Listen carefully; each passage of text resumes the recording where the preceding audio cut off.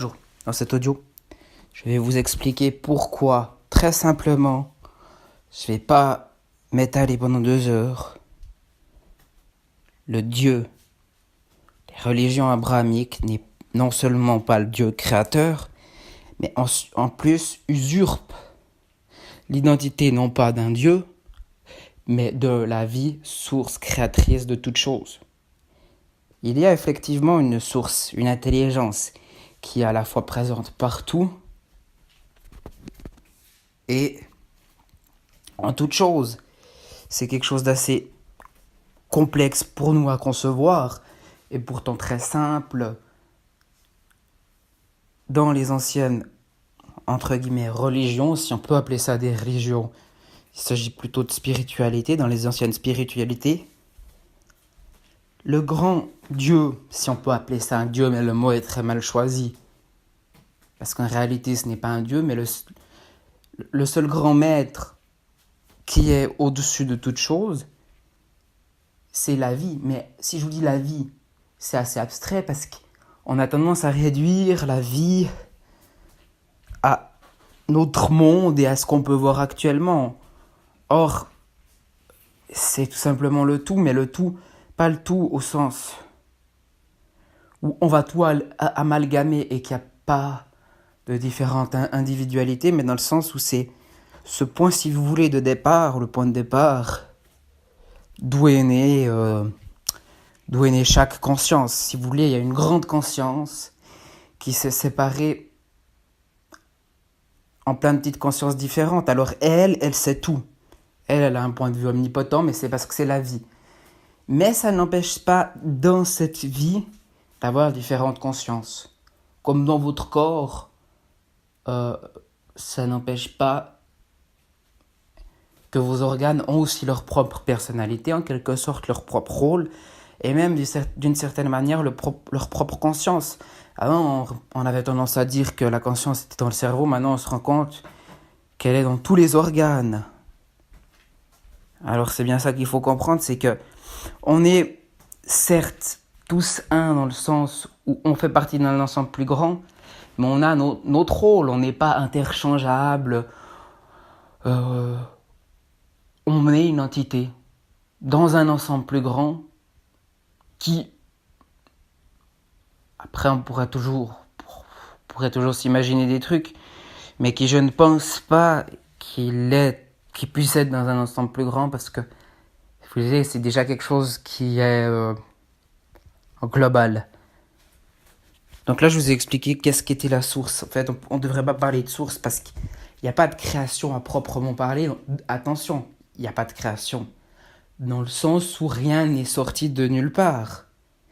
Tout a émané de cette source-là, si vous voulez. Par contre, il y a formation des différents égos, des différentes consciences qui sont indépendantes, qui sont à l'image, certes, du grand tout, mais qui sont indépendantes.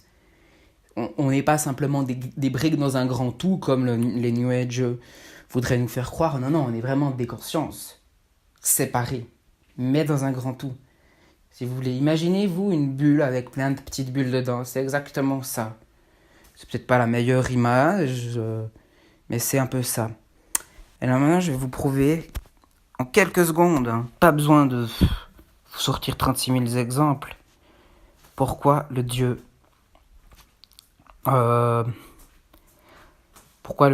a tendance à appeler Dieu, grand Dieu, n'est pas la source.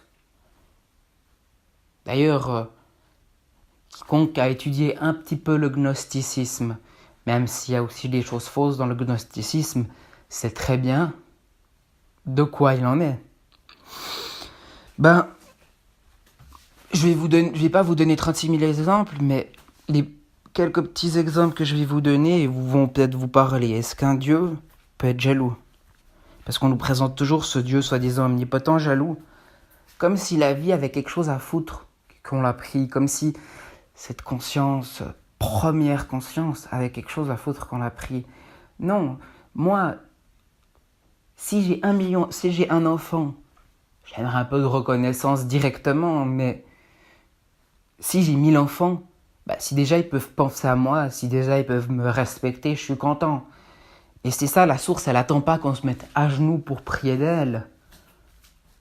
Elle attend juste de la reconnaissance et qu'on la respecte. La vie, elle attend pas qu'on l'adore dans le sens religieux du terme, mais elle préfère qu'on l'adore par des actes. Par exemple, ça peut être bon envers les animaux, être bon envers quelqu'un de sa famille, essayer d'être quelqu'un de rayonnant. Mais on peut pas réduire. Mais elle n'attend pas de nous que nous soyons soumis à elle, non. Comment un Dieu qui peut demander soumission peut être la source de toute chose? Non. Ça voudrait dire que c'est un Dieu déjà qui a une vision humaine des choses. Or, moi j'ai des doutes que cette chose omnipotente, omniprésente, ait quelque chose à foutre de ce qu'on fait. Elle en a rien à foutre, elle. Elle est... C'est pas qu'elle est anti-bien ou anti-mal, mais elle fait... Elle, ce qu'elle veut, c'est évoluer, donc à la limite, elle regarde les choses d'une manière globale. C'est comme vous. Vous voulez que votre corps fonctionne bien. Vous voulez peut-être aimer votre corps. Mais je veux dire, qu'est-ce que vous demandez en fait aux habitants de votre corps? Parce que votre corps est habité par des bactéries et tout. Vous avez un grand respect pour elles, parce que c'est quand même des petites bactéries qui vous font du bien et tout. Mais vous allez pas leur demander une dévotion à vous, ça n'aurait pas de sens. D'ailleurs, s'il y en a deux qui meurent, il y en a deux qui meurent. Vous avez un grand respect pour votre corps, vous avez un grand respect pour les bactéries dont sont composés votre corps, mais vous n'allez pas commencer à juger ces bactéries, à part si elles vous causent vraiment du tort. Vous voyez ce que je veux dire? Faut penser que c'est peut-être pas la bonne manière d'expliquer les choses, mais je suis obligé d'expliquer les choses avec des termes humains. Pour la vie, c'est la même chose. Pour la vie, nous, on est des bactéries. Des bonnes bactéries, des mauvaises bactéries. On est très important, mais on est une individualité toute petite dans une grande individualité qui est la vie. La vie, c'est un individu en quelque sorte. Donc, quand j'entends des gens dire « oui, mais si tu prieras pas, tu iras en enfer » et tout, ça peut pas être la vérité. Ou si c'est la vérité, c'est que peut-être que votre Dieu n'est pas aussi bienveillant que ce qu'il en est. Peut-être qu'il n'est pas aussi bienveillant que ce qu'il en est. Je suis désolé, mais moi, je dis ça, je juge personne parce que c'est difficile d'aborder ce genre de sujet, surtout qu'on n'a pas la même façon de comprendre les choses, d'appréhender les choses. Moi, j'ai peut-être pas la meilleure façon de vous l'expliquer, mais vous comprenez ce que je veux dire. C'est que peut-être, il y a 3 solutions. Moi, j'en vois que 3. Soit les textes ont été falsifiés, ça c'est la solution qu'on prend, mais c'est souvent une solution de facilité, parce que oui, les textes ont été falsifiés, mais toutes les religions sont autant prosélytes, toutes les religions sont... Donc on ne peut pas trop mettre la faute sur le Dieu. Alors on préfère dire les textes ont été falsifiés. Oui, mais non, je suis désolé. Il y a plus de chances pour que... Je dis qu'il y a plus de chances, je ne vous impose rien. Hein. Vous êtes libre de croire ce que vous voulez, mais il y a plus de chances pour que ce Dieu ne soit pas aussi bienveillant. Sinon, il n'aurait pas à chaque fois répété les mêmes choses. Je veux dire, les livres ont pu être falsifiés à un certain degré, mais quand on voit qu'il faut... Voilà, vous comprenez ce que je voulais dire, il y a quand même quelque chose de malsain qui ressort de cette histoire. Il y a quand même quelque chose de malsain. Alors, préoccupez-vous pas des prières, préoccupez-vous pas de ça. Si vous voulez croire, croyez. Si vous voulez pas croire, croyez pas. Mais ce qui est important, c'est d'être une bonne personne. Moi, je sais même pas si je suis une bonne personne. Je suis une personne qui fait des choses bien, qui fait des fois de la merde. Mais je sais que ce dont je dois tendre, même si je suis pas du tout parfait, moi j'ai plein de défauts, ce dont je dois tendre, c'est d'être une meilleure personne. Mais c'est pas d'être meilleur au vu de quelqu'un qui n'en a... Enfin, pas qui n'en a rien à foutre de moi, mais qui me considère comme moi, je considère les bactéries de mon corps. Très importantes, mais une petite partie dans un ensemble. Vous comprenez? Voilà. Merci d'avoir écouté cette vidéo. Je vous en remercie. Ça m'a fait chaud au cœur que vous l'écoutiez jusqu'au bout. Bon, je vous connais pas, donc... Ok, ça m'a peut-être pas fait chaud au cœur, mais... Enfin, ça m'a quand même fait chaud au cœur de me dire qu'il y a peut-être des gens qui l'ont écouté jusqu'à la fin, même si je vous connais pas.